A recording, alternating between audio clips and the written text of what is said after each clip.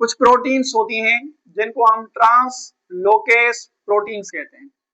अब ये translocase proteins क्या काम करेंगी?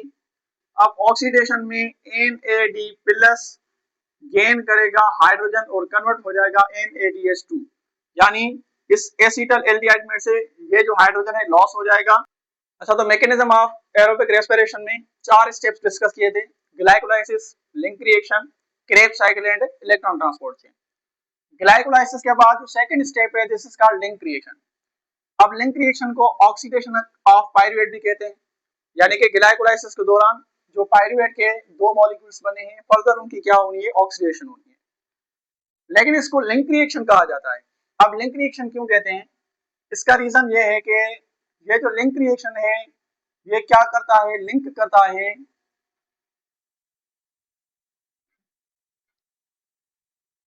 रेस्पिरेटरी पाथवेज को that occurs in cytoplasm and mitochondria। यानी कि जो फर्स्ट ग्लाइकोलाइसिस था वो कहां पर परफॉर्म हो रहा था? Cytosol of cytoplasm. और नेक्स्ट जो क्रेब्स साइकिल है और इलेक्ट्रॉन ट्रांसपोर्ट चेन थर्ड और फोर्थ स्टेप है वो माइटोकॉन्ड्रिया के अंदर परफॉर्म होंगे। वो रेस्पिरेटरी पाथवे साइटोप्लाज्म में परफॉर्म हुआ था और जो माइटोकॉन्ड्रिया के अंदर परफॉर्म होंगे उन दोनों को लिंक करना किसका काम होता है? इस स्टेप का काम होगा। तो इस वजह से इसको कहा जाता है लिंक रिएक्शन। अब इसमें होगा क्या कि सपोज करें ये बाउंड्री लाइन है, इसकी इस तरफ ये सारा होगा माइटोकॉन्ड्रिया और इस तरफ ये सारा साइटोप्लाज्म मौजूद है। अब साइटोप्लाज्म के अंदर ग्लाइकोलाइसिस हुई जिसके रेस्पॉन्स में क्या प्रोड्यूस होंगे? दो पाइरुवेट के मॉलिक्यूल्स प्रोड्यूस हुए। अब ये जो पाइरुवेट के मॉलिक्यूल्स हैं इन मॉलिक्यूल्स को हम पास करते हैं into mitochondria by the process of link reaction.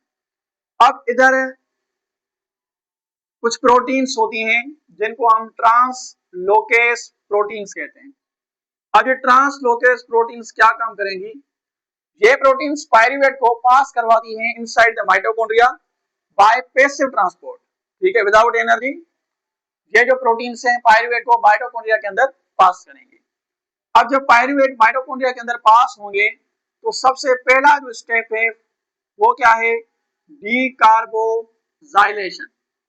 ठीक है, डीकार्बोजाइलेशन होगी, यानी पाइरुवेट से कार्बन डाइऑक्साइड जो है वो क्या हो जाएगा? रिमूव हो जाएगा। कार्बन डाइऑक्साइड रिमूव होने के बाद ये कन्वर्ट हो जाएगा इनटू एसिटल एल्डिहाइड। ठीक है, अब जो सेकंड स्टेप है this step is called oxidation या फिर डीहाइड्रोजनेशन कहते हैं। डीहाइड्रोजनेशन और ऑक्सीजनेशन एक ही बात होती है। ऑक्सीजनेशन ऑक्सीडेशन का मतलब क्या होता है? ऑक्सीडेशन का मतलब होता है कि किसी भी मॉलिक्यूल से जो प्रोटॉन्स और इलेक्ट्रॉन्स हो वो क्या हो? लॉस हो। तो डीहाइड्रोजनेशन में भी क्या होगा? जो हाइड्रोजन है जो कि प्रोटॉन है वो क्या होगा? लॉस होगा। तो इधर सेकंड स्टेप में एसिटल एल्डिहाइड से हाइड्रोजन लॉस हो रही है तो ये हाइड्रोजन NAD प्लस गेन करेगा और किस चीज में कन्वर्ट हो जाएगा? NADH2 में कन्वर्ट हो जाएगा। तो जो NAD प्लस है ऑक्सीडाइजिंग एजेंट है, ये एसिटल एल्डिहाइड को ऑक्सीडाइज कर रहा है या फिर डीहाइड्रोजनेशन कर रहा है और खुद रिड्यूस होकर NADH2 में कन्वर्ट हो जाएगा। तो इधर हमारा सेकंड स्टेप परफॉर्म हुआ, दिस इज कॉल्ड डीहाइड्रोजनेशन या फिर कहें ऑक्सीडेशन। ठीक है, अब ऑक्सीडेशन के बाद जो एसिटल एल्डिहाइड है ये कन्वर्ट हो जाएगा इनटू एसिटाइल। ये सिर्फ क्या रह जाएगा? एसिटाइल रह जाएगा। अब एसिटाइल के साथ जो थर्ड स्टेप है इसमें क्या करते हैं? There is addition of coenzyme A. इसके साथ कोएंजाइम ए को क्या करेंगे? ऐड करेंगे और कोएंजाइम ए ऐड होने के बाद ये बन जाएगा एसिटाइल कोएंजाइम ए। तो ये सारा प्रोसेस होता है लिंक रिएक्शन जिसमें पाइरुवेट इंटर होगा माइटोकॉन्ड्रिया के अंदर और फाइनली किस चीज में कन्वर्ट होगा? एसिटाइल कोएंजाइम ए के अंदर। और फिर जो थर्ड स्टेप है क्रेब साइकिल उसमें acetyl coenzyme A further oxidise होगा और डीहाइड्रोजनेस होकर आगे प्रोसेस होगा। तो इसके अगर हम स्ट्रक्चर की बात करें तो पाइरुवेट हमने पढ़ा था कि इसका फार्मूला क्या होता है? C3H6 एंड O3, यानी ऐसे कहें कि इधर OH मौजूद है, डबल बॉन्डेड ऑक्सीजन है इधर,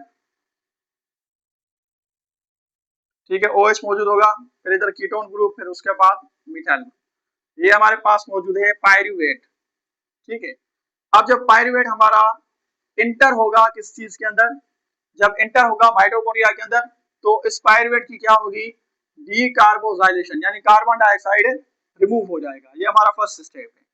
कार्बन डाइऑक्साइड जब रिमूव होगा, यानी ये कार्बन और ये जो दो ऑक्सीजन है, कार्बन और ये दो ऑक्सीजन क्या हो गए, रिमूव हो गए। तो इधर क्या बनेगा, कार्बन डबल बॉन्डेड ऑक्सीजन, और ऊपर सिर्फ क्या बन जाएगा, H, और डाउनवर्ड ये CH3 बन जाएगा।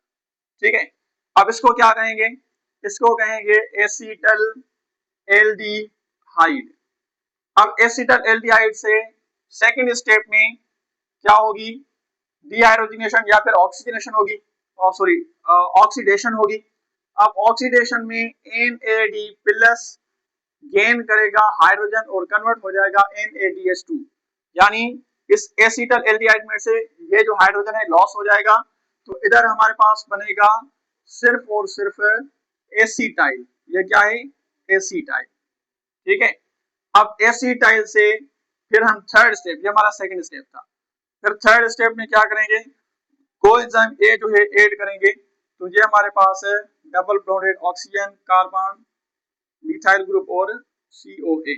तो ये हमारे पास फाइनली बन गया एसीटाइल कोएंजाइम